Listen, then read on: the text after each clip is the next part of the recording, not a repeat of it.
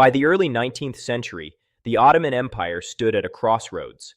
Once a dominant world power, it now faced repeated military defeats, economic strain, internal unrest, and growing foreign interference. The leadership could no longer deny a harsh reality. Survival required deep structural reform. From this realization emerged the Tanzimat era, a sweeping attempt to modernize the state through new laws, education systems, and centralized authority.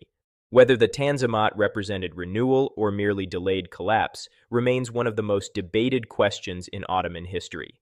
The pressures driving reform were relentless. European powers had surpassed the Ottomans militarily and economically.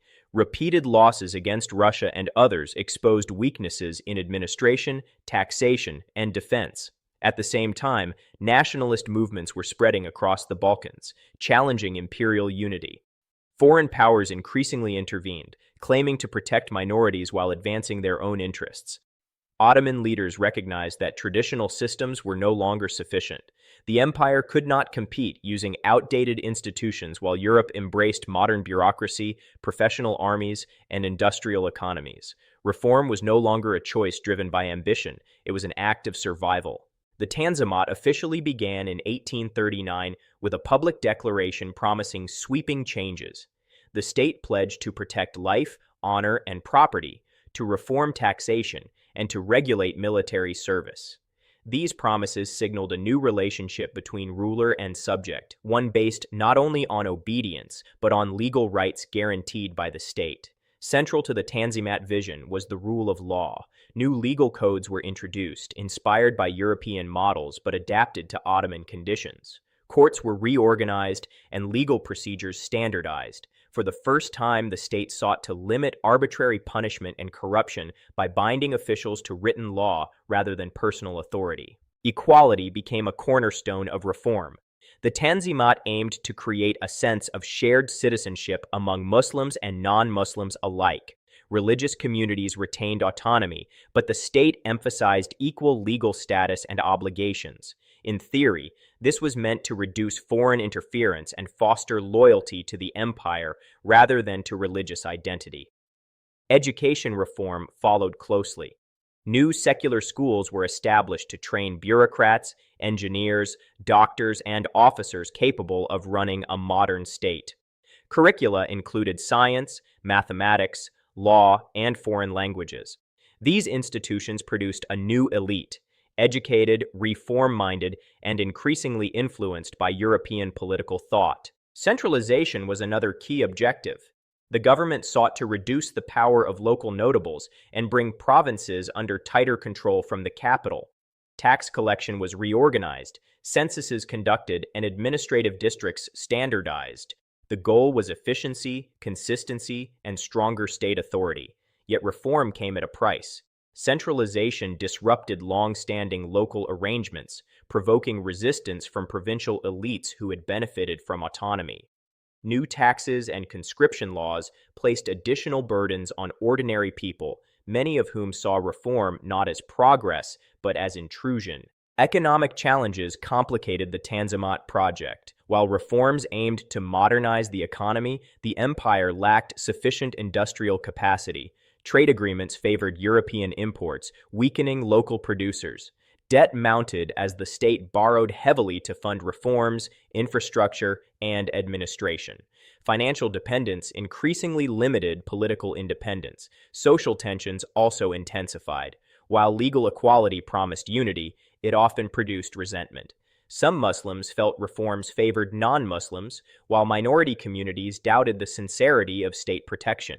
Instead of dissolving divisions, reforms sometimes sharpened them.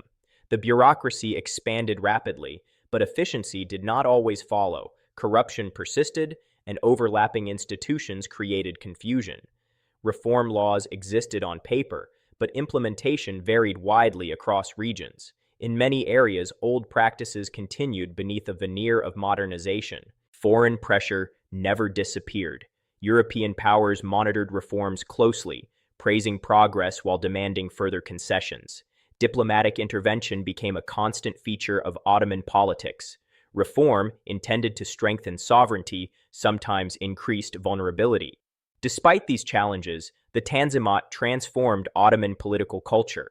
Concepts such as citizenship, rights, and legal accountability entered public discourse.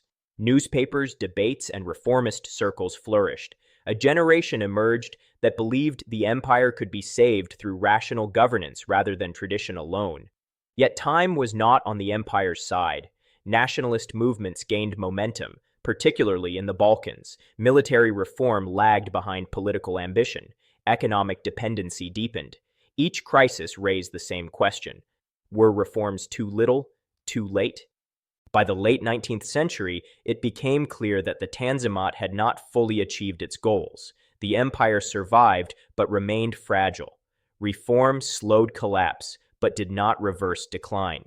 Structural weaknesses persisted beneath modern institutions. Still, to view the Tanzimat as failure alone would be misleading. It represented a bold attempt to adapt an ancient empire to a modern world. It challenged entrenched interests, redefined governance, and reshaped society. Many later reforms, and even the foundations of modern states that emerged from the empire, were built upon Tanzimat principles.